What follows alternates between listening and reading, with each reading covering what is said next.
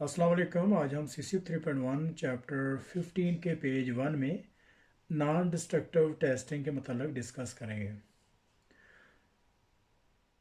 NDT या non destructive testing is used to assess the quality of a component without destroy it.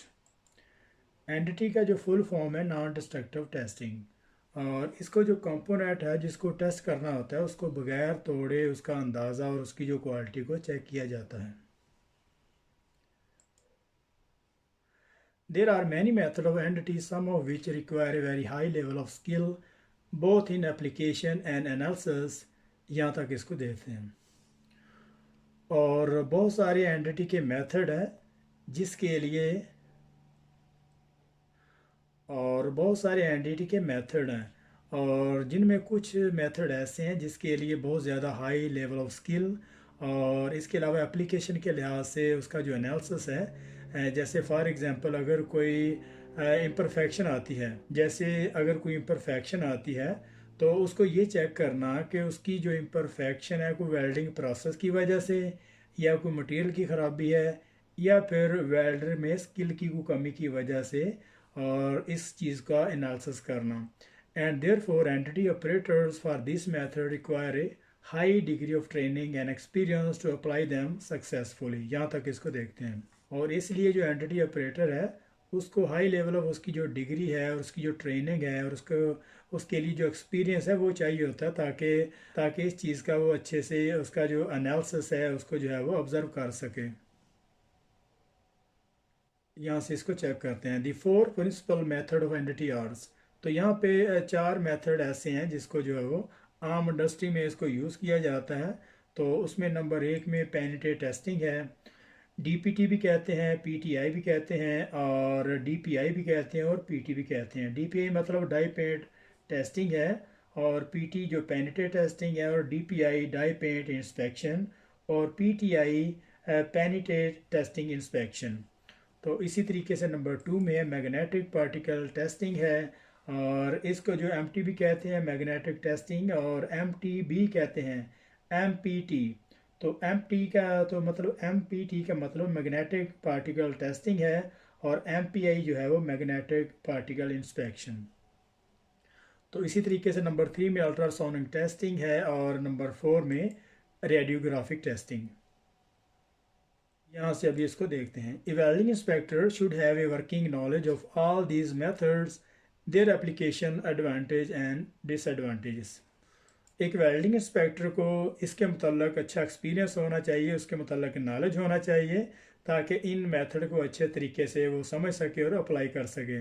और इसके अलावा इसके जो एडवांटेज हैं और इसके जो डिसएडवांटेज हैं, कौन से मटेरियल पे अप्लाई किया जाता है और उसकी जो डेंसिटी के मुताबिक उसको किस मटेरियल पे अप्लाई करना है, इस चीज़ का उसको जो है वो नॉलेज होना चाहिए। यहाँ से अभी इसको चेक करते हैं। NDT operators are exam to establish their level of skill. और एंटिटी ऑपरेटर की जो लेवल ऑफ स्किल है उसको उसका एग्ज़ाम देना होगा, which is depending on their knowledge and experience, और जो उसके जो नॉलेज और एक्सपीरियंस पे डिपेंड करता है। In the same way as a welders and welding inspectors are exam and tested to establish their level of skill. और NDT operator जो है वो उसको एग्ज़ाम देना होगा अपनी स्किल का और उसके एक्सपीरियंस और नॉलेज पे जो, और एंटिटी ऑपरेटर को इस चीज़ का जो है वो एग्ज़ाम देना होगा। जैसे एक वेल्डर है या वेल्डिंग इंस्पेक्टर जो है वो इंटरव्यू देता है या उसका एग्ज़ाम होता है, और एंटिटी ऑपरेटर को अपनी स्किल की जो लेवल है उसका एग्ज़ाम देना होगा कि उसके पास कितना एक्सपीरियंस है और कितना नॉलेज है, which is depending on their knowledge and experience. Or in the same way as a welders and welding inspectors are examined and tested to establish their level of skill। और जिस तरीके से एक welder जो है test लगाता है या एग्ज़ाम देता है या इंटरव्यू वगैरह देता है, इसी तरीके से वेल्डिंग इंस्पेक्टर है उसको भी जो इंटरव्यू देता है और उसका जो एग्ज़ाम होता है, सेम उसी तरीके से एक एंटिटी ऑपरेटर को भी वहाँ पे स्किल को जो है वो शो कराना होगा। Various examination scheme exist for this purpose throughout the world। और बहुत सारी एग्जामिनेशन स्कीम है थ्रू आउट द वर्ल्ड में जिसके थ्रू वो अपनी जो स्किल है अपना एग्ज़ाम है वो दे सकता है। जैसे यूके स्टैंडर्ड है, ब्रिटिश स्टैंडर्ड है, जर्मनी है। तो इसी तरीके से हर मुल्क का जो स्टैंडर्ड है वो अलग अलग है, और जिस कैटेगरी का उसने एग्ज़ाम देना है वो अपनी जो स्किल है, अपना एक्सपीरियंस है, तजर्बा है, वहाँ पे जो है वो एग्ज़ाम दे सकता है। और उसके बाद अपनी जो सर्टिफिकेशन है वो हासिल करने के बाद किसी भी इंडस्ट्री में जो है वो, तो इसके बाद वो अपनी जो सर्टिफिकेशन है वो अचीव करने के बाद किसी भी इंडस्ट्री में, किसी भी कंट्री में जो है वो एज ए एंटिटी ऑपरेटर, जिस तरह वेल्डिंग इंस्पेक्टर अप्लाई करता है उस तरीके से अप्लाई कर सकता है। In the UK, the CCP and the PCN examination scheme are those that are recognized most widely.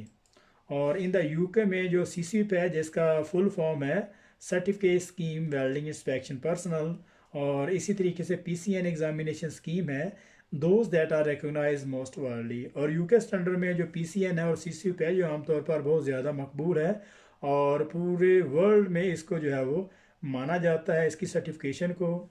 A good entity operators has both knowledge and experience, और एक अच्छा एंटिटी ऑपरेटर है उसके पास अच्छा नॉलेज और एक्सपीरियंस होना चाहिए। However, some of the above technique are more reliant on these factors than other. ताहम ये जो चार मेथड हैं ये दूसरे प्रोसेस से ज़्यादा जो इस पर रिलाई किया जाता है, और इंडस्ट्रियल में सबसे ज़्यादा इनको जो है वो यूज़ किया जाता है। तो वेल्डिंग इंस्पेक्टर जो है वो उसको चाहिए कि एंटिटी के जितने भी ये जो चारे के चारे मेथड हैं इसकी भी सर्टिफिकेशन उसके पास होनी चाहिए, क्योंकि आजकल इस दौर में ज़्यादातर जो मल्टीपल हैं, जैसे मल्टी वेल्डर है, इसी तरीके से जो मल्टी इंस्पेक्टर हैं उनकी ज़्यादा डिमांड है। जैसे कि सीसी पे अगर उसके पास कोई एंटिटी का मेथड है, जैसे पीटीआई है और आरटी है, यूटी है, तो कोई भी जो एंटी मेथड है अगर सारे उसने किए हैं तो फिर जो है वो मोस्ट उसके लिए अचीवेबल है।